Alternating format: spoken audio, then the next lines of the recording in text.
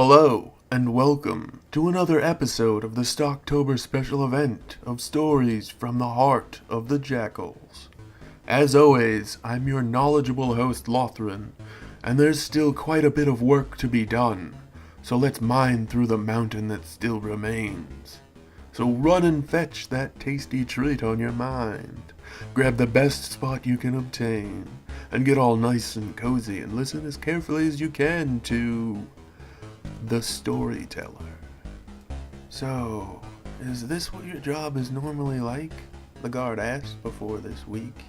He was just another grunt. Now he was experienced enough to be worth his weight in salt. Givar smiled. He had more than a little bit of a hand in that process. Give or take, what give these days? They keep sending me to quiet places that aren't actually quiet. The Hithel replied to the younger man. Being a storyteller, a Hithel, well, it's a complex life. For years I wondered why Hithels received so much combat and arms training and the like. Givar checked the sword he was sharpening, setting it aside when it was clear he couldn't improve the hone of the blade any more than he already had. But I'm on something of a streak.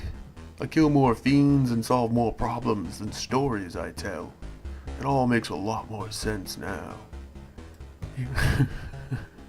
You only managed to tell those 3 or 4 stories in all the chaos, the soldier replied, but even with all the fighting, these Rakro were so tough to kill that I doubt anyone ended more than one of them. Perhaps this town has pushed you back toward the story balance of your job, the guard joked with a light laugh. Givar laughed as well, enjoying the humor for what it was, something to lighten the mood, as behind them the survivors of the assault rebuilt the only standing structure.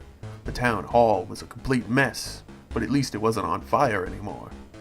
Perhaps, he stated simply, knowing the guard was as far from correct as any man could ever be. Perhaps. I think we're all set here. The mayor arrived, clapping them both on the shoulder in turn. Are you sure you can't stay for too much longer? He inquired, toward what was likely the first Hithel their town had seen in months. Givar sighed. Another look to the light emanating from the cover of a small tome imbued into the skin of his right arm. Pretty sure. He kept his answer curt but polite as he could. Well, from the bottom of our hearts, we've all come together to thank you with as much as we can offer. He thrust out a small, carefully wrapped box, covered in a silken portion of sheet, mostly unstained and tied with a ribbon, likely right off a woman's head. Givar had learned long ago never to reject such a gift. He scanned it, though. He wasn't a moron. Oh, that 07 artifact I was talking about that the old spinster wouldn't trade me. How did you get the daughter to give it up? Both the mayor and the guard looked more than a little awestruck at Givar's constant ability to know what the insides of any container was at even just a glance. But the mayor was the one that spoke up. Well, she presented it to me. It wasn't a plan or anything. He laughed a little awkwardly, if he'd been hoping that it might be some sort of surprise. We just thought, since we don't even know what it's for or how to charge it, and you kept so many alive. Take it. He pushed the box toward Givar's chest. Givar resisted the motion easily, putting the still-wrapped box in a containment bag. He might or might not actually get the trinket-sized artifact. But the boys in R&D would have a field day with this one. 07s are rare. Real damn rare. I can't open it yet, you see.